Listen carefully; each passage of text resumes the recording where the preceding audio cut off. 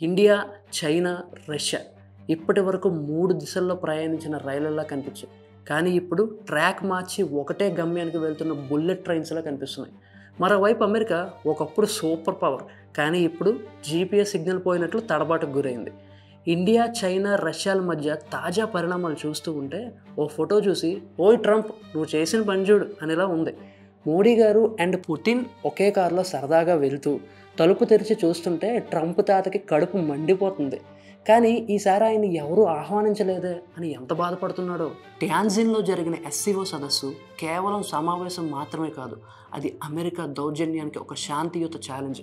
Trump భారత్పై 50% పన్నులు వేస్తే ఇప్పుడు మోడీ, పుతిన్, జిన్పింగ్ కలిసి ఒక సెల్ఫీ కొట్టి ట్రంప్ గాలి తీశారు. ఆ ఫోటో చూస్తుంటే ఎవరికో ఎక్కడో బాగా కాలుతున్నట్టు అనిపిస్తుంది. అది ఎవరో మీకు ఇప్పటికే తెలిసి ఉండాలి.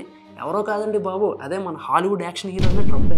అయితే ఈ అమెరికా ఇండియా మా పార్ట్నర్, ఇండో పసిఫిక్ స్ట్రాటజీ అంటూ డైలాగులు చెప్పింది. కానీ ట్రంప్ వచ్చి అర్ధరాత్రి పెళ్లిలో బాజాలు పగలగొట్టేశాడు. ఆయిల్ టారిఫ్లు పెడతా, H1Bలు తగ్గిస్తా అని పంతం పెట్టాడు. ఇప్పుడు దానికి రిజల్ట్ ఏంటంటే మోడీ గారు, పుటిన్ కలిసి ఒకే కారులో చక్కర్లు కొడుతున్నారు. ఇది కేవలం ఫోటో మాత్రమే కాదు, గ్లోబల్ ఆర్డర్లో పునఃవ్యాఖ్యానం. ఇండియా, చైనా, రష్యా కలిస్తే 30 నుంచి 35 ట్రిలియన్ డాలర్స్ ఎకానమీ ప్రాతినిధ్యం వహిస్తాయి. జిన్పింగ్ గారు మేము రైవల్స్ కాదు, మేము పార్ట్నర్స్ అని చెప్పారు. దానికి మోడీ నవ్వుతూ మేము బ్రదర్స్ అని అంటున్నారు. ఇంకా పుతిన్ అయితే ఏం చెప్పినా మౌనంగా డన్ డీల్ అని తల ఊపుతున్నారు. ఇంత గొప్ప దృశ్యం చూడడానికి కనుల పండుగగా ఉంది కదా. ఈ ముగ్గురు నేతలు ఒక విషయాన్ని క్లియర్గా చెప్తున్నారు, బయట వారి జోక్యాలు వద్దు, ఆర్థిక వాణిజ్య విధానాలు మా స్వేచ్ఛలోనే ఉంటాయి అని చెప్తున్నారు. ఇక్కడ ఇంత జరుగుతున్నా కూడా ట్రంప్ అయితే అక్కడ ట్విట్టర్లో ట్వీట్లు వేస్తూ కూర్చుంటున్నారు. ఒక్కసారి ఈ కూటమి స్థిరపడితే అంతర్జాతీయ వ్యవస్థలో పెద్ద రీసెట్ జరుగుతుంది. IMF, వరల్డ్ బ్యాంక్, నాటో లాంటి పాశ్చాత్య సంస్థలకు ప్రత్యామ్నాయంగా మరొక టీం రెడీ అవుతుంది. ఇండియా, రష్యా, చైనా కలిసి వస్తే ప్రపంచ విధి విధానాల్ని మార్చడానికి నాంది. ఇండియా ప్రపంచంలోనే వేగంగా ఎదుగుతున్న ఎకానమీ, భారీ మానవ వనరులు, టెక్నాలజీ పవర్ ఇవి మన సొత్తు. China global manufacturing hub, road and belt విధానం ద్వారా 70కి పైగా దేశాలతో డిప్లొమాటిక్ బంధాలు ఏర్పరచుకుంది.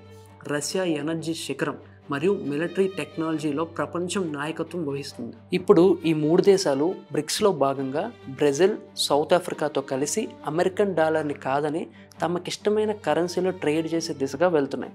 ఇది డాలర్ డిమాండ్ను గణనీయంగా దెబ్బతీయబోతుంది. చైనా, రష్యా కలిసి వస్తే అమెరికా మిలిటరీ హవా అంతే. ఇక ఈ ముగ్గురు కలిసి వస్తే ఏం జరుగుతుందో ఊహలకు కూడా అందదు. ఈరోజు ఈ ముగ్గురు ఉన్న ఫొటోస్ చూసి ట్రంప్ వెన్నెలో వణుకు పుట్టేలా చేశాయి. మిగతా వాళ్ళు గమనించినా గమనించకపోయినా ఈ విషయాన్ని ట్రంప్ అండ్ ట్రంప్ టీం అయితే పక్కాగా గమనించారు.